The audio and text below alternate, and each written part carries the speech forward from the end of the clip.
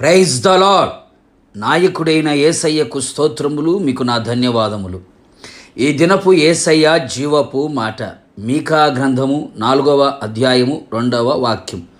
మనము ఆయన త్రోవలలో నడుచుకొందము. యేసయ్య అడుగు జాడలలో నడిపించబడుచున్న ఆత్మీయులారా, ఆత్మ సంబంధులారా, మన యేసయ్య మనలను నడిపించే దేవుడు. అంతము వరకు, మరణం వరకు, ఆయన రాకడ వచ్చు వరకు ఆయనే మనలను నడిపించును. ప్రతి ఆత్మీయుడు కోరుకొనవలసినది ఆయన త్రోవలోనే నడవాలి అని. చాలా సందర్భములలో ఆత్మీయులు సహితము వారు కోరుకున్న త్రోవలో నడిచి కష్టాల పాలవుతూ ఉన్నారు. వారికి ఇష్టమైన త్రోవలో నడిచి ఇరుకుల పడిపోతూ ఉన్నారు. నచ్చిన త్రోవలో నడిచి నష్టాల పాలవుచున్నారు. సొంత త్రోవలో నడిచి సాతాను చేతిలో పడిపోవచ్చున్నారు.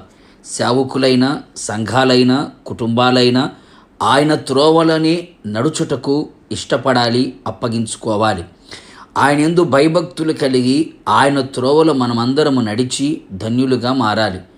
మన త్రోవలు ఆయన త్రోవల వంటివి కావు.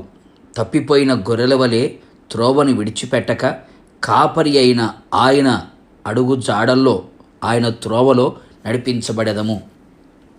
ఆయన త్రోవలు పరిశుద్ధమైనవి, యథార్థమైనవి, నీతియుక్తమైనవి, న్యాయముతో నిండి ఉన్నవి, ఇరుకైనవి. అనేక మంది ఇలాంటి త్రోవలో నడుచుటకు ఇష్టపడక, మనస్సు అంగీకరించక, వారికిష్టమైన త్రోవలో నడిచి ఉరిలో చిక్కుకొనిన వారు, ఆ త్రోవలు వారికి ఉరిగా మారిన అనుభవాలు ఎన్నో మనము గమనించగలము. వంకర త్రోవలు కల్పించుకొని వాటిలో నడిచి శాంతి సమాధానము లేకుండా పోయిన కార్యములు చూడగలుగుదుము. కావున నా ప్రియ దైవ జనాంగమా, ఆయన త్రోవలో నడుచుటకు, మనము నడవలసిన త్రోవలో మనం నడిపించబడుటకు, ఆయన త్రోవ చూపించగలిగిన ఆయన వాక్యమును అనుదినము చదువుచు, ధ్యానించుచు అనుసరించెదము. ఆయన యొద్ద విచారణ చేసి ఆయన త్రోవలను తెలుసుకొనేదము. ఆత్మాభిషేకమును పొందుకొని ఆత్మచేత ఆయన త్రోవలో నడిచెదము. నిశ్చయముగా మనమందరం యేసయ్య అడుగు జాడలో నడిపించబడుచు, ఆయన రాకడ కొరకు సిద్ధపడి, ఆయన వచ్చినప్పుడు ఆయన యొద్దకు ఎగిరిపోయేదము. యుగయుగములు ఆయనతో నిలిచి ఉండేదము. ప్రార్థన. జీవాధిపతి అయిన తండ్రి, నీ పరిశుద్ధమైన పాదములకు కోట్లాది స్తోత్రములు. ఈ దినము మీరు మాకిచ్చిన జీవపు మాట కొరకు స్తోత్రం. మేమంతా మీ త్రోవలు నడచడానికి, నడిపించబడడానికి మమ్మల్ని మేమే మీకు అప్పగించుకొనుచు ఉన్నాం.